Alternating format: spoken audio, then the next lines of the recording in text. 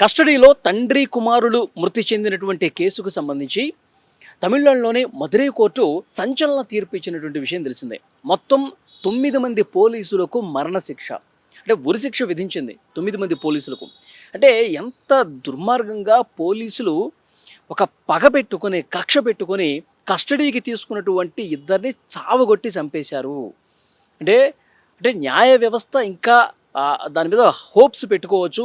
న్యాయ వ్యవస్థల మీద ప్రజలకు ఇంకా నమ్మకం ఉంది అంటానికి ఈ తీర్పు సజీవ సాక్ష్యంగా నిలిచినటువంటి పరిస్థితి. నిజంగా సామాన్యుడికి ఏదైనా ఇబ్బంది కలిగితే ఇక్కడ ఉన్నటువంటి ఈ వ్యవస్థలు ఏమైనా పూర్తిగా నిర్వీర్యమైపోతే ప్రతి ఒక్కరికి ఒక ఆశ ఉంటుంది, న్యాయస్థానంలో అయినా మనకి న్యాయం దక్కుతుంది, ఆ న్యాయ దేవత మనకి అండగా నిలబడుతుందని చెప్పి చాలామంది నమ్ముతారు. సో దానికి తగ్గట్టుగానే తమిళనాడులోని మదురై కోర్టు ఇచ్చినటువంటి తీర్పు చాలామంది దుర్మార్గులకి ఒక కనువిప్పు కలిగినటువంటి పరిస్థితి ఉంది. ఎవరైతే అరాచకంగా ప్రవర్తించాలని చూస్తారో, ఎవరైతే చట్టాన్ని తమ చేతుల్లోకి తీసుకోవాలని ప్రయత్నం చేస్తారో వాళ్ళకి నిజంగా ఒక చెంపపెట్టు లాంటి ఒక తీర్పు వచ్చిందని చెప్పాలి. ఇద్దరు వ్యక్తుల్ని కస్టడీలోకి తీసుకొని ఇక చట్టం మన చేతిలో ఉంది, మనల్ని అడిగేవాడు లేడు, మనల్ని ఇంకా ప్రశ్నించే నాథుడే లేడు, మనం ఏం చేసినా చెల్లుతుంది అనుకున్నటువంటి పోలీసులకి నిజంగా దిమ్మ తిరిగి మైండ్ బ్లాంక్ అయినటువంటి పరిస్థితి ఉంది.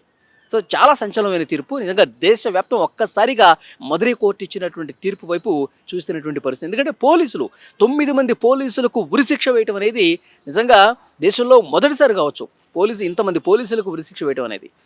సో అంటే ఈ కేసు ఏంటి, ఈ కేసు పూర్వపరాలంటే ఈ కేసు లోతుల్లోకి ఒకసారి విషయం మనం తెలుసుకోవాల్సినటువంటి అవసరం ఉంది. తమిళనాడులోని తూత్తుకుడి జిల్లా సాత్తానుకుళం ప్రాంతానికి చెందినటువంటి ఇద్దరు వ్యక్తులు, తండ్రి కొడుకులు, వాళ్ళు మొబైల్ షాప్ నిర్వహిస్తూ ఉన్నారు. ఎప్పుడు 2020 జూన్లో జరిగింది ఈ ఘటన. వాళ్ళు మొబైల్ షాప్ నిర్వహిస్తున్నారు. అప్పుడు లాక్డౌన్ సమయం ఉంది. టైమింగ్స్ కూడా ప్రభుత్వం నిర్దేశించింది, ఈ టైం వరకు ఎవరు కూడా బయట తిరగొద్దని చెప్పి.